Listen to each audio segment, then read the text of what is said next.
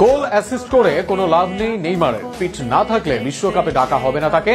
আঞ্চলিক স্পষ্ট করে বলেছেন নেইমার হোক আর ভিনিসিয়াস, পূর্ণ ফিট না হলে বিশ্বকাপে জায়গা পাবে না কেউই। অনেকেরই মন্তব্য, হাফ ফিট নেইমি অন্য পূর্ণ ফিট খেলোয়াড়দের চেয়ে ভালো, তবে নিজের শর্তে অনড় ডন কার্লো। আর শুনুন প্রতিবেদন।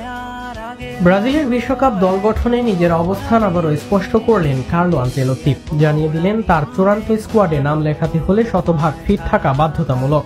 এই নিয়মে কোনো তারকার জন্য ছাড় নেই। নেইমার হোক বা ভিনিসিয়াস, ফিটনেসই হবে নির্বাচনের মাপকাঠি। ব্রাজিলের সর্বোচ্চ গোলদাতা নেইমার প্রায় 2 বছর ধরে জাতীয় দলের বাইরে। 2023 সালের অক্টোবরে উরুগুয়ের বিপক্ষে সর্বশেষ খেলেছিলেন তিনি।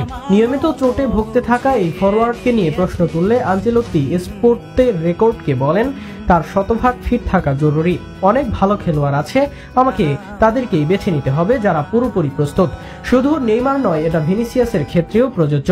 যদি ভিনিসিয়াস